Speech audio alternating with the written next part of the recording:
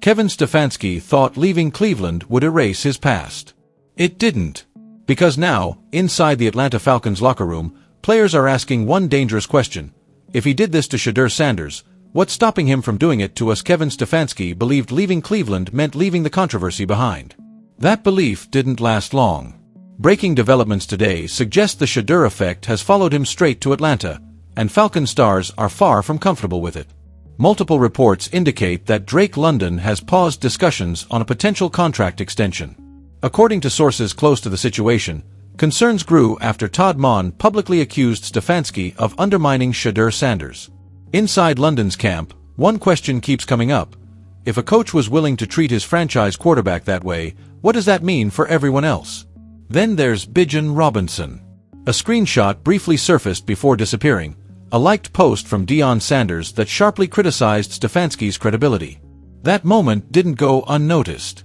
If you want to catch these receipts before they vanish, make sure you're subscribed and notifications are on. Now let's rewind and break down how this unfolded.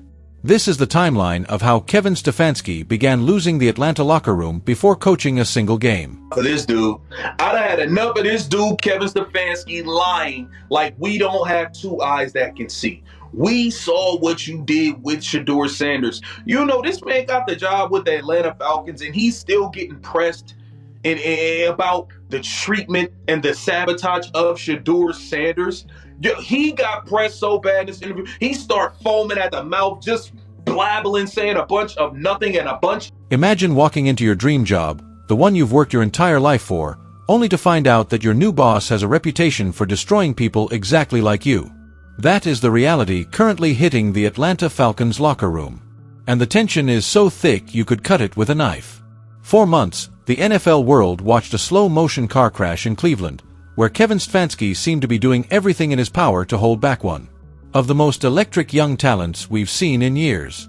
But while Stefanski thought he could just pack his bags, move to Georgia, and leave that drama in the rear-view mirror, he's finding out the hard way.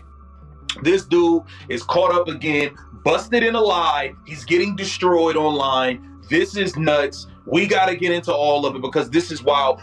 We got to get into Kevin Stefanski being exposed about lying about Shedeur Sanders sabotage once again. And then he tried to make an excuse for playing Dylan Gabriel, who can't stand up tall and see over a box of cookies, over Shedeur Sanders, which is the biggest. But the NFL doesn't forget easily. What started as quiet speculation has grown louder, and talk of unrest in Atlanta is beginning to sound less like rumor and more like something real. It's one thing when fans online debate accusations of sabotage. It's another level entirely when players inside the organization begin quietly considering their options. Around the league, there's growing chatter that the Falcons' loaded roster isn't exactly embracing their new head coach with open arms. This includes players like Kyle Pitts, a rare, franchise-level talent who has already experienced more coaching turnover than most players see in an entire career. And now, reports are beginning to surface suggesting that the atmosphere inside the building is far from settled. Yeah, Dede, where you at on this, man? You know, to you guys' point, when I just posted like, hey, we got a new head coach, you know, Stefanski it is on some of my social feeds, you know, to Mike's point, man, a lot of lukewarmness about this hire. The atmosphere inside the building has been described as flat at best and deeply uneasy at worst. And the reason isn't complicated. Players see everything. They watched closely as the situation with Shedeur Sanders unfolded. They saw a young quarterback put up 300-yard performances, engineer late-game comebacks, and still be treated as if he hadn't earned his place. That contrast didn't go unnoticed. And now, inside that locker room, a difficult question is circulating. If it happened to Shedeur, what guarantees it won't happen to me? To understand why Atlanta feels like it's inching toward instability, you have to revisit what occurred in Cleveland. This wasn't about one rough outing or a minor disagreement over scheme. There was a pattern, and that pattern is what continues to raise concerns. Many are still waiting to hear a clear explanation addressing both the Shedeur situation and the decisions that surrounded it. Definitely want to hear him address the Shedeur situation and the Gabriel situation. I want to, it's a lot of interpretation that he did not like Shedeur, that he purposely benched. What unfolded wasn't accidental. It felt deliberate, a slow, week-by-week erosion of a young quarterback's confidence. Imagine earning top-level respect, yet still being denied consistent first-team reps in practice. Imagine watching another quarterback get the opportunity ahead of you, not because of results, but because he fits a preferred system. Around the league, that situation quickly became a topic of ridicule. But for Shedeur, it wasn't entertainment. It was his livelihood. The decisions drew so much attention that the story couldn't stay confined to the locker room. Major publications picked it up. National news outlets discussed it. Sports networks debated it openly. What started as football analysis turned into a deeper examination of leadership and how personal agendas can jeopardize an organization's future. The most surprising part is that Stefanski appeared to believe the controversy would fade. But during a recent interview, when questioned directly about his handling of Shedeur Sanders, the pressure was unmistakable. He was challenged repeatedly, forced to defend decisions that many felt were impossible to justify. Impact he has on the National Football League, bro. Last year when things was transpiring, everybody synced it. You could not cut on your TV and not see Kevin Stefanski sabotaging Shedeur. It was making New York Post, ABC News, NBC, ESPN, social media, you name it. Everybody and their mama was talking about the buffoonery Kevin Stefanski was doing in regards to Shedeur Sanders. Normally, head coaches are experts at media control. They rely on polished phrases and carefully crafted answers that sound convincing while revealing very little. But this time, it didn't feel polished. It felt strained. Stefanski didn't appear calm or in command. His responses seemed tense, uncertain, as if he were scrambling to defend decisions that were already being heavily questioned. The usual confidence wasn't there. Instead, there was visible pressure, and it showed. At that point, the narrative had already shifted. What some once dismissed as social media speculation had grown into something much larger. Fair or not, the label had stuck. He was no longer being discussed primarily as a creative offensive mind or an award-winning coach. To many players and fans, he had become defined by the way the Shedeur situation unfolded. And in today's NFL, where player influence and perception matter more than ever, that kind of reputation can be incredibly damaging. And make no mistake, players across the league are paying attention. Coming back to this idea of like a Garrett Nussmeier, who after week 1 of the college football season this year was QB1 basically. Like that was the guy. You're talking about a guy who's a coach's son, super talented. Last year was dealing with injuries and just a really chaotic situation at LSU. These conversations aren't happening out in the open. They're happening behind closed doors. The NFL is a much tighter circle than most fans realize. Players stay connected through private group chats. They train together in the off-season. They exchange stories that never make it to television or headlines. And those stories travel fast. One name that continues to surface amid the Atlanta situation is David Njoku. He was on the inside in Cleveland. He experienced the system firsthand. He witnessed how Shedeur was treated. And with reports now suggesting he may be looking for a change, people are starting to connect the dots. When a respected veteran begins quietly signaling concern to peers in another locker room, it sends a powerful message. At that point, Stefanski was already fighting uphill. It's like an issue spreading before the season even begins, affecting chemistry before the first snap is ever taken. That leads to a darker chapter of this story, the influence of Cleveland's media landscape. For much of the year, certain local voices were viewed by critics as operating less like independent reporters and more like unofficial defenders of the coaching staff.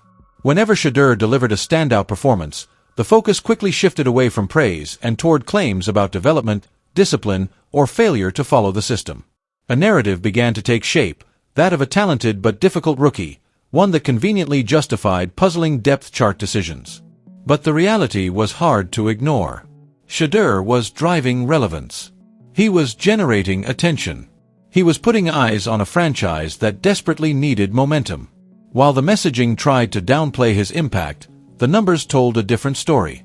You guys can see, man, there is a narrative being painted by the Cleveland Brown media. They're setting us up for the battle between Shedeur Sanders, Deshaun Watson, and whatever damn quarterback they get. We had reports of Russell Wilson, Malik Willis, and possibly Mendoza coming to Cleveland, bro. This is beyond me that they're sitting here like they don't have a quarterback that needs to be developed to lead this damn football team to the play. He was creating moments that weren't even drawn up on the whiteboard.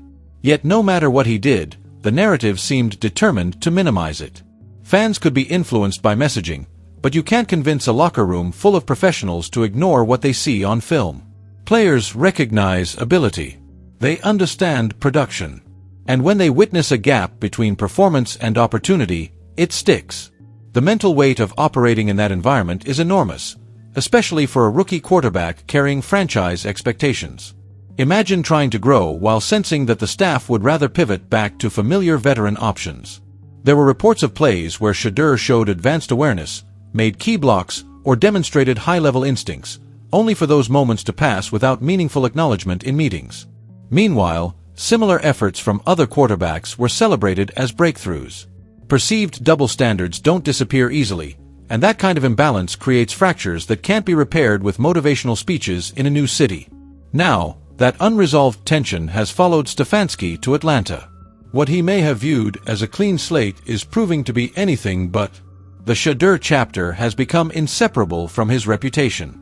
It affects how players evaluate leadership. It impacts recruitment.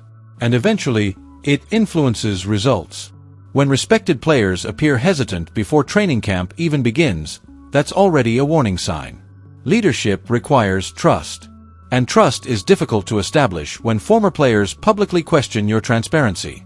At the same time, Shedeur's response has strengthened his image. He didn't lash out. He didn't start online battles. He kept working and let performance speak for him. That restraint only amplified support around him. There's irony in how it unfolded. Attempts to limit his rise may have accelerated his influence. In the process, Stefanski's image shifted from system architect to controversial figure. And in today's NFL, where perception moves as fast as highlight reels, that shift matters. Atlanta now appears to be managing optics as much as football. There are efforts to steady the narrative, to reassure fans and players that stability remains intact. But the reaction has been muted. When former quarterbacks and analysts openly question the support a young player received, it signals that the conversation has moved beyond internet chatter. Looking ahead to future seasons, this storyline stretches beyond a single franchise. It serves as a reminder across the league.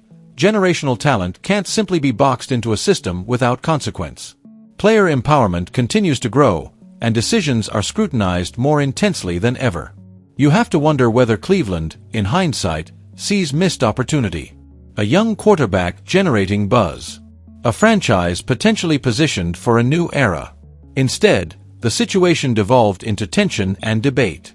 So where does that leave Atlanta? With a locker room that feels divided. A coach facing pointed questions at every appearance. And a quarterback elsewhere who now operates without that same cloud overhead. If unrest grows in Atlanta, it won't be sudden. It will be the continuation of something that started long ago. Changing addresses doesn't erase history. In the modern NFL, narratives travel fast and linger longer.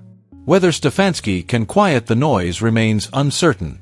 But the perception around him has changed permanently.